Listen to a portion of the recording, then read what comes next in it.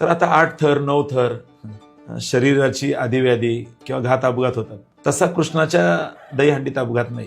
Shinke la Vella दुरी, शिंके उंच लावलं होतो तिघाचे मी वरी. तिघांच्या वरती मी चौथा होतो. म्हणजे किती थराची झाली? 4 थराची. तसं जर पाहिलं तर समाजामध्ये 4 स्तर आहेत. एक क्षुद्र आहे, त्याच्यानंतर खालून जर जायचं म्हटलं तर वैश्य आहे, क्षत्रिय आहे, ब्राह्मण आहे. हे 4 वर्ण आहेत. ते ठीक आहे, वर्ण चौकट आता शिथिल झाली, पण तरी सुद्धा कर्माने हे वर्ग राहतातच. कोणत्याही देशात गेले तरी शूद्र आहेत. शूद्र या शब्दाचा अर्थ अत्यंत क्षुद्र असा नाही. शूद्र या शब्दाचा अर्थ अत्यंत सेवाभावी. शूद्र हे 4 वर्ग आहेत. तर तिघांचे मी वर होतो चौथा. शिंके लाविले दोरी, होतो तिघाचे मी वरी. तुम्ही व्हारे दोहीकडे. ह्युमन पिरॅमिड जो आहे, मानवी मनोरा, ती कल्पना भगवंतांनी दहीहंडीच्या माध्यमातून दिली. मी चौथा वर गेलोय, आता ते मी माझं ध्येय मिळवणार आहे. पण तुम्ही व्हारे दोहीकडे, तुम्ही सगळे जरा मुख पसरवणी बले, मुख पसरवणी गडे, तुम्ही मुख पसरा. मी त्या वरच्या दही हंडीला किंवा लोण्याला हात लावणार आहे आणि त्याच्यातून ज्या धारा येतील, वाहती त्या धारा, घ्या रे दोही त्या कोपरा, दोन्ही कोपरांनी ज्या धारा येतील तुमच्या मुखामध्ये एकदम येतील. खरं आता याचा